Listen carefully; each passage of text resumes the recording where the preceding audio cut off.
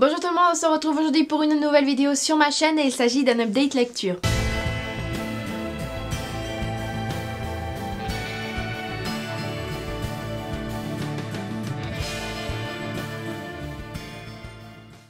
L'update lecture que je vais vous faire, c'est sur les livres que j'ai lus durant le mois d'octobre et que vous avez vu principalement dans mon challenge rattrapage. Alors le tout premier que je vais vous présenter, il s'agit de Lady Susan de Jane Austen aux éditions Folio 2€. C'est le livre que j'ai le moins aimé de Jane Austen puisque on est avec un personnage qu'on n'aime pas du tout et c'est assez particulier pour Jane Austen. Et j'arrivais vers la fin du livre et je me suis dit mon dieu, comment ça va se passer, c'est pas possible, ne me dites pas qu'elle a fait ça. Et finalement elle l'a quand même fait, ce que je ne voulais pas qu'elle fasse, mais la conclusion qu'elle y met, très ironique, très à l'image de Jane Austen, a vraiment rattrapé le tout et nous a fait comprendre un peu pourquoi elle a décidé d'écrire une nouvelle comme ceci. J'ai eu un petit peu de peine aussi parce que c'est un roman épistolaire et moi les romans épistolaires c'est pas mon dada on va dire, mais néanmoins j'ai quand même beaucoup apprécié l'atmosphère puisqu'elle se réfère vraiment très bien à l'atmosphère de Jane Austen. On retrouve son magnifique style et je me suis quand même attachée à sa fille parce que j'avais vraiment de la pitié pour elle, la pauvre.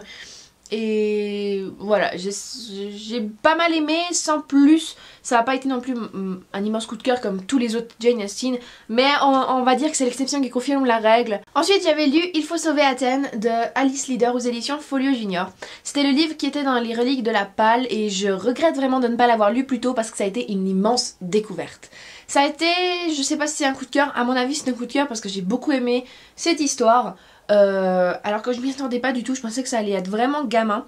Pourtant par rapport à un autre livre que je vous présenterai plus tard dans une autre vidéo, ça a été pas du tout gamin. Donc ce livre est conseillé à partir de 10 ans, mais même certaines choses, je ne pense pas qu'elles soient adaptées aux enfants de 10 ans puisqu'il faut avoir une certaine connaissance de la culture grecque, de la mythologie et de l'histoire de la Grèce antique, notamment Périclès, la guerre de Marathon, les guerres médiques contre les Perses, etc., etc., les relations Sparte-Athènes. Néanmoins, moi ça m'a fait connaître pas mal de choses, même si j'ai 18 ans, ça m'a quand même fait connaître pas mal de choses que j'ignorais avant. J'ai beaucoup aussi apprécié les personnages qui ont été tous très attachants, surtout le personnage principal qui s'appelle Nireza, que j'ai beaucoup aimé.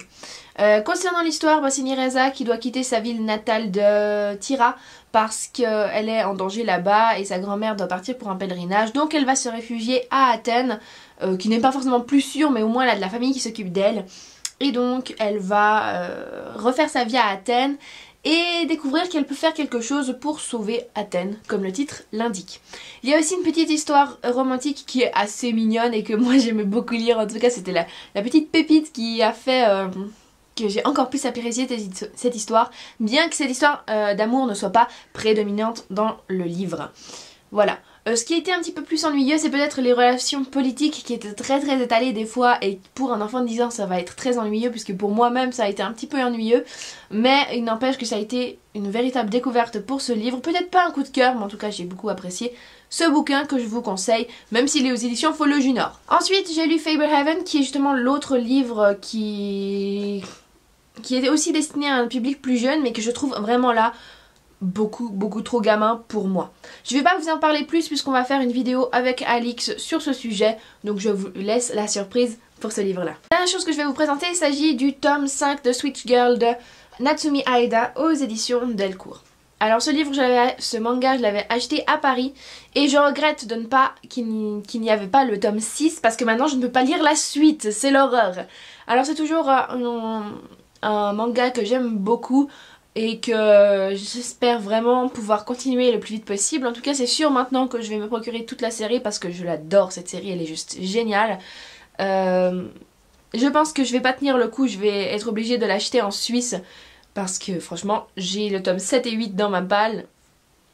J'ai trop envie de lire la suite, franchement c'est impossible d'attendre aussi longtemps. Enfin bref, je vais pas vous en parler plus puisque ce n'est que le tome 5, mais je vous le présente quand même.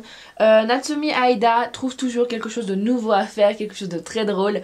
J'adore les relations entre... comment elle s'appelle ? Entre Nika et son petit ami que je me rappelle, Camilla je crois que c'est son nom. J'aime beaucoup leur relation amoureuse, comment ils font pour cacher le côté off de Nika qui est vraiment très drôle. À un moment il y a les copines comme on voit sur la couverture qui veulent venir voir Nika Et puis elle se retrouve un petit peu... elle sait pas trop quoi faire. Nika, elle est dans sa tenue off, la maison est mal rangée, elle se dit mon dieu c'est la fin du monde.